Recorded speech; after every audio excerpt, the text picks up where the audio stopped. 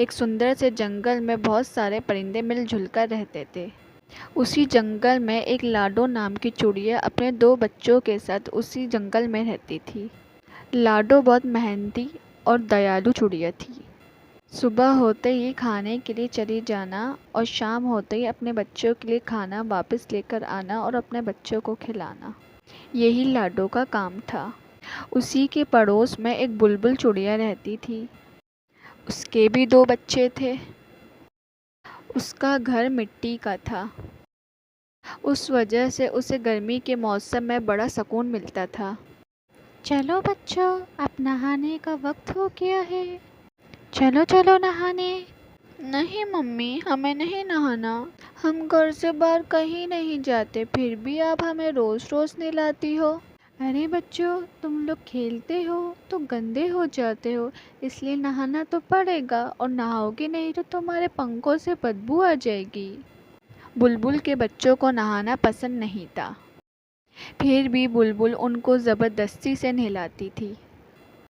بلبل نے اپنے بچوں کو نہلایا اور ان کو سوکھنے کے لیے گھر کے اوپر کھڑا کر دیا۔ چلو اب میرے کام کا سمے شروع ہو جائے گا۔ جنگل کے بہت سارے پرندے ایک ایک کر کے میرے سوئمنگ پول میں نہانے آئیں گے۔ منمن اڑتی ہوئی لاڈو کے پاس آتی ہے۔ کیا میں اپنے بچوں کو نہلاؤں؟ ہاں ہاں، کیوں نہیں، پر تمہیں پتہ ہے نا، ایک بچے کو ایک بیری۔ ہاں ہاں، مجھے معلوم ہے، یہ لو 2 بیریاں۔ لاڈو بھی اپنے بچوں کو نہلانے لگی اور پھر ایک ایک کر کے سارے پرندوں نے اپنے بچوں کو نہلایا۔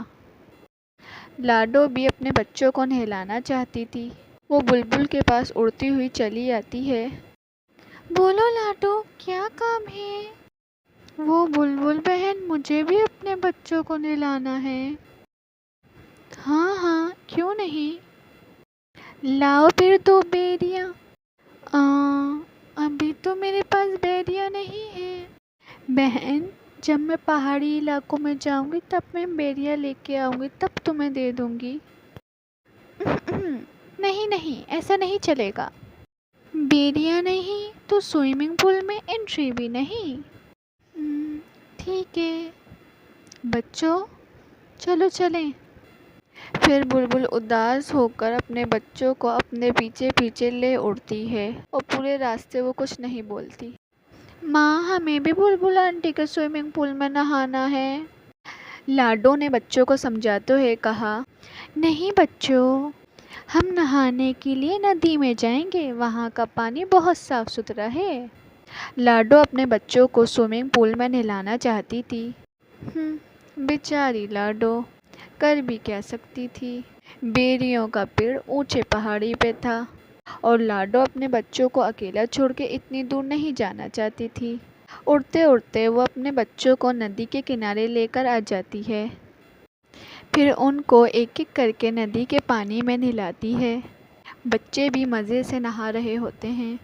لاڈو بہت اداس ہو کے بیٹھی ہوتی ہے۔ وہیں سے کالو بھیا آتے ہیں، کہتے ہیں، ارے لاڈو، کیا ہوا، اتنا اداس کیوں بیٹھی ہو، سب ٹھیک تو ہے؟ نہیں کالو بھیا، ایسی تو کوئی بات نہیں ہے، بس سونو مونو کو بلبل کے سوئمنگ پول میں نہانے کا بہت من ہے، لیکن وہ نہانے کے بدلے بیریوں کی مانگ کر رہی ہے، اور ابھی تو میرے پاس بیریاں نہیں ہیں۔ بیریاں لانے کے لیے مجھے اونچی پہاڑی پہ جانا ہوگا، اور میں تو اپنے بچوں کو اکیلا چھوڑ کے اتنی دور بیری لانے تو نہیں جا سکتی۔ بس اتنی سی بات، میں ہوں نا، میں پہاڑی علاقے میں جا کے بیریاں لے آؤں گا۔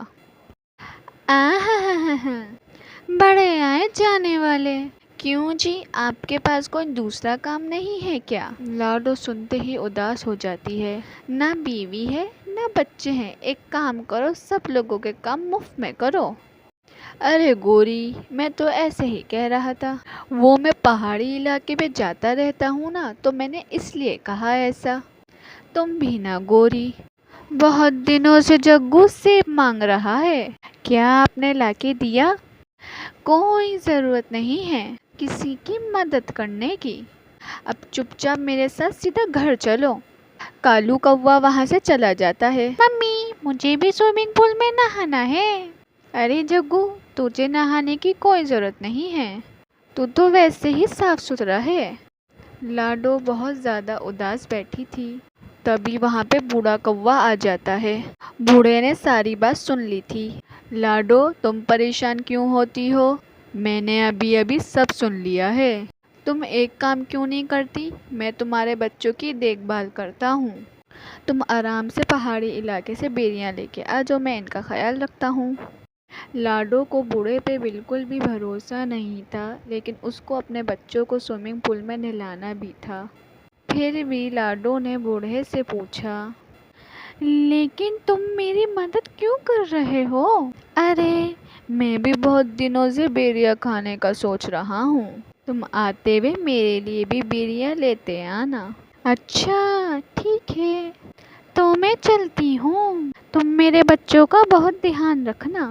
لاڈو بیریاں لانے کے لیے پہاڑی علاقے میں چل اڑتی ہے۔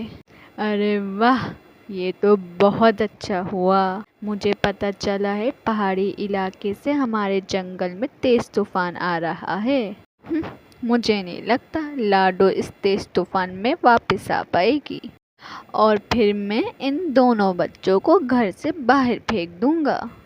لاڈو کے فوراً جاتے ہی بوڑھا بچوں کو گھونسلے سے باہر نکال دیتا ہے اور گھونسلے کا دروازہ ان کے منہ پہ بند کر دیتا ہے۔ بچے اپنی ماں کی یاد میں رونے لگتے ہیں۔ ادھر لاڈو جیسے تیسے کر کے آگے بڑھتی رہی۔